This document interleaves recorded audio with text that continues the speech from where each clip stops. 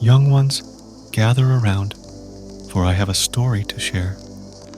A story of a time long ago when our people first came to the planet Earth and encountered the beings known as humans. It is a tale of unintended consequences, of the weight of responsibility, and of the profound impact one species can have on another.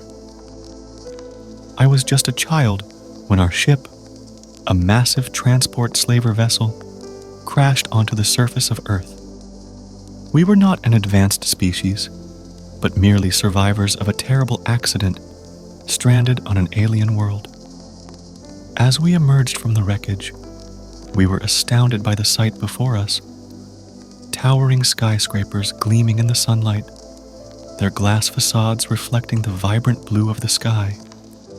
The streets were alive with the hum of technology, sleek vehicles gliding past with a hustle and bustle of activity.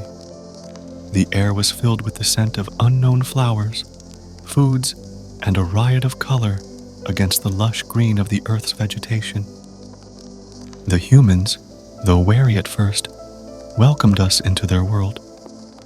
They provided us with shelter, sustenance, and the means to rebuild our lives.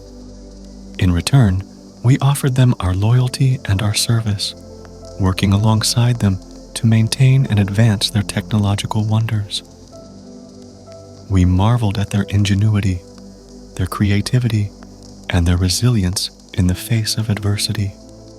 The shared spaces we inhabited were a testament to the harmony between our species, the alien and the human worlds, intertwining in a tapestry of color and light. For a time, it seemed as though our two species could coexist in harmony. But as the years passed, a terrible truth began to emerge. Our physiology, it seemed, produced a pheromone that had a devastating effect on human biology. Exposure to this pheromone over time led to a gradual sterilization of the human population. When the humans discovered this, their reaction was one of shock and rage. They accused us of deliberate sabotage, of using our biological weapons to weaken and ultimately destroy their species. Hostilities erupted between our two civilizations, and the once peaceful streets of Earth became battlegrounds. Many among our kind celebrated the impending demise of humanity, seeing it as a twisted form of revenge for our own enslavement and subjugation. They reveled in the chaos and destruction, even as the consequences of our actions began to manifest. As the human population dwindled, so too did the maintenance of their advanced technology. Power grids failed, infrastructure crumbled, and the once gleaming cities of Earth fell into ruin. The vibrant colors that had once filled the streets faded to muted grays and browns. The eerie silence of the crumbling infrastructure, broken only by the howling of the wind through empty buildings. We, who had relied on human ingenuity and expertise to maintain our way of life, found ourselves struggling to survive in a world we no longer understood. Desperation and despair took hold as both our species fought over dwindling resources and the remnants of a dying civilization. The very technology that had once sustained us became a curse, a reminder of our own ignorance and the folly of our actions. And yet, amidst the chaos and the sorrow, there were moments of profound connection and shared grief. We mourned alongside the humans, offering what comfort and support we could in the face of an uncertain future, even as our worlds fell apart. It was in the twilight years of human civilization that I saw him, the one they called the last human. I was exploring the outskirts of a once thriving city when I stumbled upon a small, well-maintained home, surrounded by a quaint garden and a thriving allotment.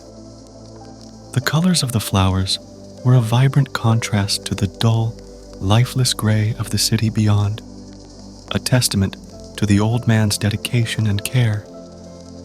And there he sat, an old man on a weathered bench, his eyes closed and his face turned towards the sun. The warm light cast a golden glow on his wrinkled skin, highlighting the contours of a face that had seen a lifetime of joys and sorrows. He seemed at peace, as though he had made his own terms with the fate that awaited him and his kind.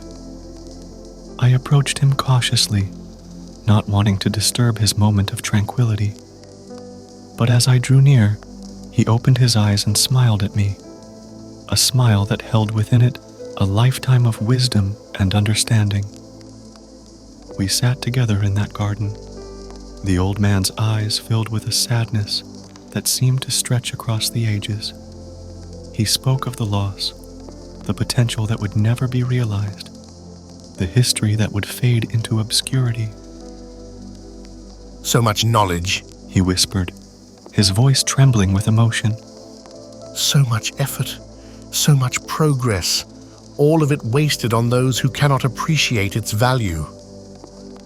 He turned to me, his gaze filled with a profound sense of loss.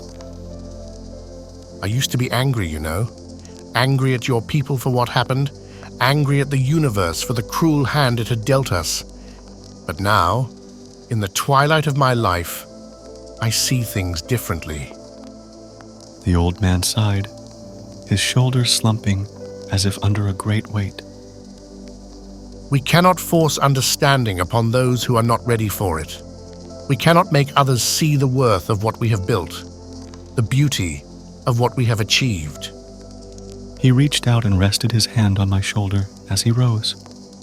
With a final nod, he turned and walked slowly towards his home as the light of the sunset cast long shadows across the garden. It was a sunny day as the last human disappeared into his home, the door closing softly behind him.